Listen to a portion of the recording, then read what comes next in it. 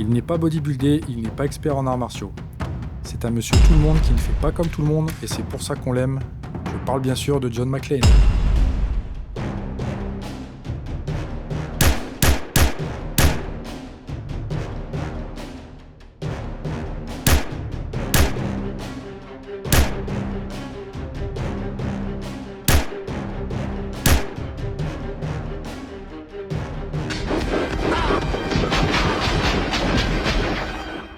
Merci beaucoup du conseil.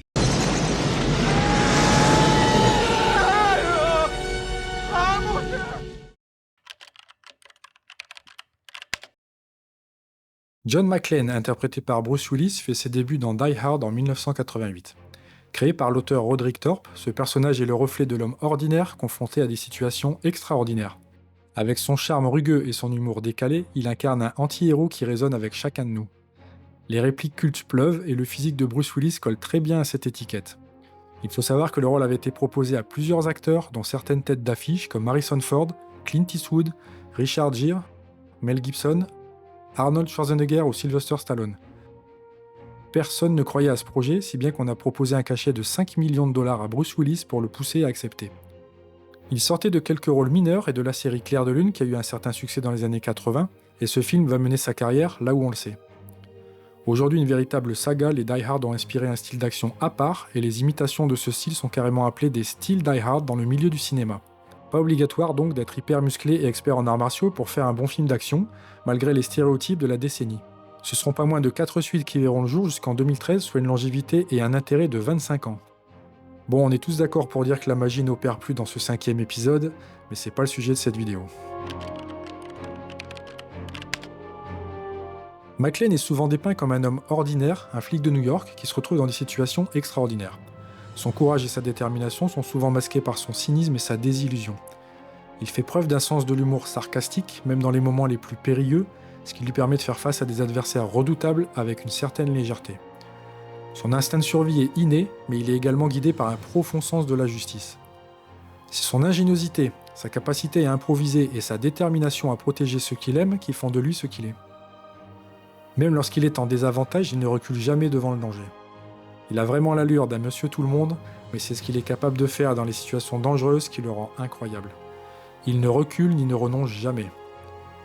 Encore une fois, ses répliques cultes et son sens de l'humour désabusé ajoutent une touche unique à son personnage. Il en rajoute parfois, mais on l'adore aussi pour ça. Il a toujours une remarque drôle qui colle bien à la situation. Il sait aussi se montrer rassurant et protecteur avec les otages ou les personnes qu'il croise sur sa route au fil de ses aventures, et ce trait de caractère est aussi apprécié du public.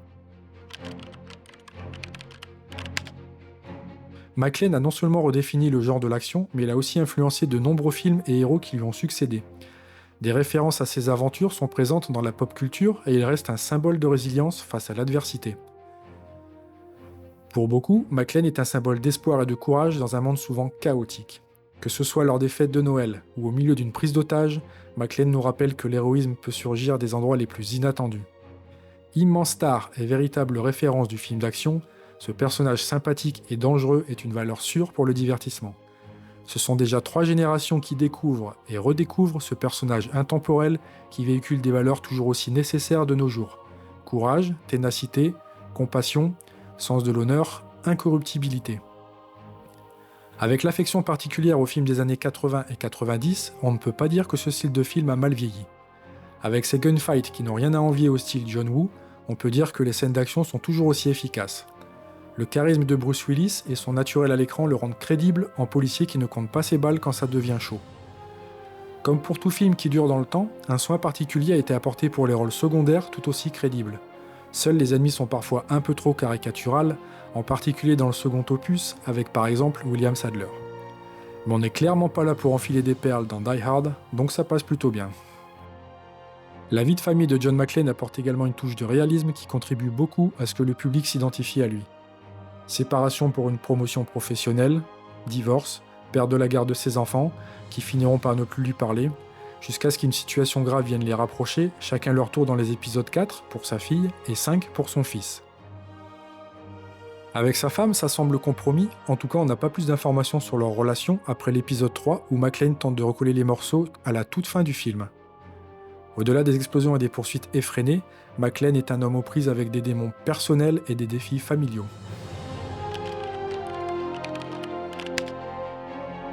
Malgré sa bravoure, McClane est loin d'être parfait. Il lutte contre des doutes intérieurs et des faiblesses humaines. Son caractère est souvent mis à l'épreuve par ses choix, notamment en ce qui concerne sa vie personnelle. C'est un homme imparfait qui essaie de trouver sa place dans un monde chaotique. La dynamique familiale de McClane est un élément central de son personnage. Marié à Holly, il éprouve des difficultés dans leur relation, exacerbées par ses absences dues à son travail. La séparation physique se double d'une séparation émotionnelle, soulignant l'impact que son métier a sur sa vie personnelle. Sa volonté de protéger sa famille le pousse à se battre contre des forces qui semblent insurmontables, tout en cherchant à réparer les fissures dans sa relation avec Holly. Les interactions avec ses enfants, bien que moins souvent montrées, révèlent un père aimant qui cherche à être présent, même lorsqu'il est physiquement absent. Ces aspects de sa vie de famille ajoutent une profondeur à son personnage, faisant de lui un héros plus accessible. Au fil des films, McClane évolue passant d'un flic désillusionné à un symbole de résilience et de bravoure. Dans Die Hard, il se retrouve piégé dans un immeuble lors de Noël, où il doit surmonter ses propres peurs tout en essayant de sauver les otages, y compris sa femme. Cette première épreuve le transforme et le forge comme un héros. Dans les suites, il est confronté à des menaces de plus en plus complexes, mais chaque confrontation le rend plus déterminé à protéger ceux qu'il aime. Cependant, cette lutte constante a un prix. Sa personnalité se durcit et il devient de plus en plus conscient des conséquences de son engagement envers son travail et sa famille. À mesure que la saga avance, on voit McClane se battre non seulement contre des adversaires externes, mais aussi contre ses propres démons. Il commence à comprendre l'importance de l'équilibre entre sa vie professionnelle et sa vie personnelle. Ces luttes intérieures deviennent aussi significatives que les combats physiques, ajoutant une dimension plus humaine à son personnage.